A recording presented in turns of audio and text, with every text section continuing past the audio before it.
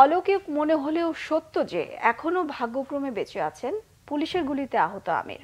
ছয়টি গুলির ক্ষত নিয়ে দুর্বিষহ জীবন কাটাচ্ছেন তিনি। গত 19 জুলাই প্রাণে বাঁচতে রাজধানীর মেরাদিয়ায় নির্মাণাধীন ভবনের কার্নিশে ঝুলে থাকা আমিরকে লক্ষ্য করে পরপর 6 রাউন্ড গুলি করেছিল পুলিশ। সামাজিক যোগাযোগ মাধ্যমে আমিরের ভাইরাল সেই ভিডিও নির্মমতা দেখে ভয়ে আটকে উঠেছিলেন অনেকে। ছবিটি সেদিন যারা দেখেছিলেন তাদের অনেকেই ধরে নিয়েছিলেন হোটেল কর্মচারী আমির হয়তো আর বেঁচে নেই।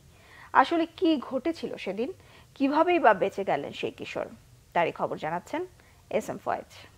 কোটা সংস্কার আন্দোলনের সময় রাজধানীর মেরাদিয়া কাঁচাবাজার এলাকায় জীবন রক্ষায় নির্মাণাধীন ভবনের কার্নিশে ঝুলে থাকা আমির হোসেন ভাইরাল গোটা নেট দুনিয়ায়। সিসি ফুটেজে দেখা যায় পুলিশের ভয়ে কার্নিশে ঝুলে আছে আমির, কিন্তু পুলিশ তাকে লক্ষ্য করেই পরপর কয়েক রাউন্ড গুলি করে। 19 জুলাই বিকাল 4টা থেকে রাত 8টা পর্যন্ত কার্নিশে ঝুলে থাকা আমির হোসেনকে উদ্ধার করে হাসপাতালে নিয়ে যায় কিছু মানবিক মানুষ। বিল্ডিং এর ছাদের উপরে ওঠার পরে আমার পিছনে আর কি পুলিশ ওঠে। এই জায়গায় ওইটা বলতেছে ঝাঁপ দিবার জন্য আমাকে 4তলা থেকে, কিন্তু আমি ঝাঁপ না দিয়ে লড়ে ধরে ঝুলেছিলাম। আর উপরে জন গুলি করতেছিল আর কি, গুলি করতেছে এটা আর কি, গুলি করতেছিল আর এটা ভয় দেখাচ্ছিল আর কি, আমাকে গায়ে গুলি করতেছিল না। কিন্তু আরেকটা পুলিশ যা 3তলার উপরে থেকে আর কি আমাকে গুলি করছে সব কটা পায়ে। আমি চিৎকার করতেছিলাম আর কি, 3-4 জন এসে আমাকে ফেমাস হসপিটালে নিয়ে গেছে।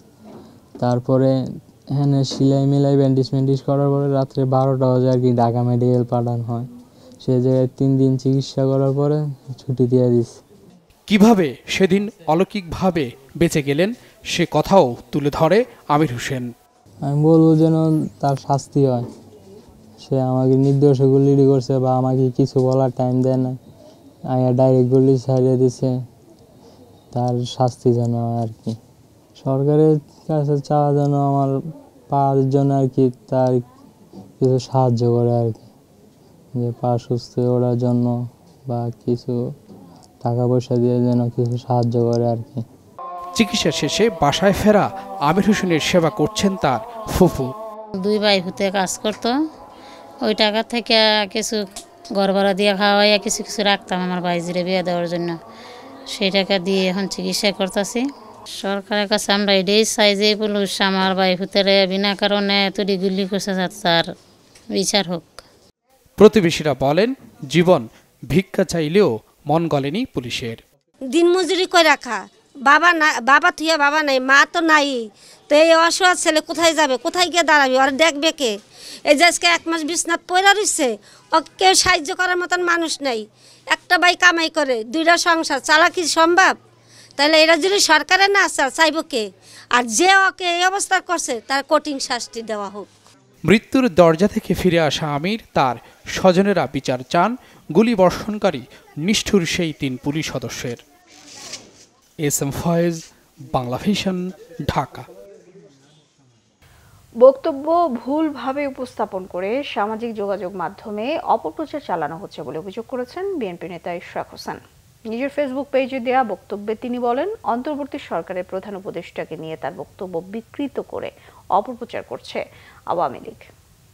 অতি সম্প্রতি আমার একটা বক্তব্য বিকৃত করে একটি স্বার্থান্বেষী মহল সামাজিক যোগাযোগ মাধ্যম ফেসবুক এবং ইউটিউবে ছড়িয়ে অপপ্রচার চালাচ্ছে।